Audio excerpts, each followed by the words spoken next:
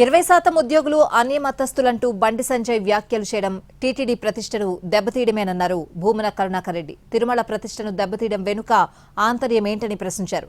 టీటీడీలో అన్యమత ఉద్యోగులను గుర్తించానని అంటున్నారు పాలక మండలి సభ్యులు భానుప్రకాష్ రెడ్డి. ఉద్యోగుల ఇళ్లలో తనిఖీలకు కరుణాకర్ రెడ్డి దానికి సిద్ధమా అని సవాల్ విసిరారు.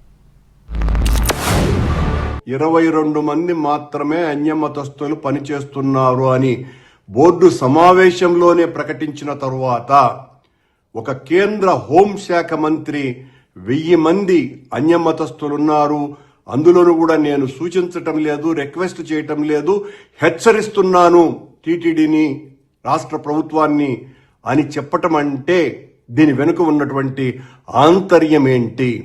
దీని మీద వివరణ ఇవ్వాల్సినటువంటి బాధ్యత రాష్ట్ర ప్రభుత్వం మీద ఉన్నది, టీటీడీ అధికారుల మీద ఉన్నది. అందులోనూ కూడా పక్కన పాలక మండలి సభ్యుడిని పెట్టుకొని ఆయన ఆ రకమైనటువంటి ప్రకటన ఇవ్వటం, ఇది టీటీడీని మొత్తాన్ని అవమానపరచటమే.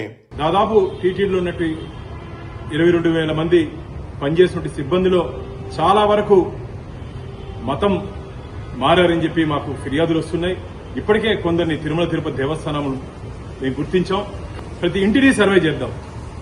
ఇంట్లో వెంకటేశ్వర స్వామి హిందూ చిత్రపటాలు కాకుండా, హిందూ దేవత చిత్రపటాలు కాకుండా అన్యమతానికి సంబంధించిన ఏదైనా చిత్రపటాలు ఉన్నా సరే, సాహిత్యం ఉన్నా సరే వెంటనే వారిని ఉద్యోగం నుంచి తొలగిస్తామని చెప్పి మొట్టమొదటి ధర్మకర్తల మండలి సమావేశంలోనే ఈ అంశాన్ని రేవెత్తడం జరిగింది.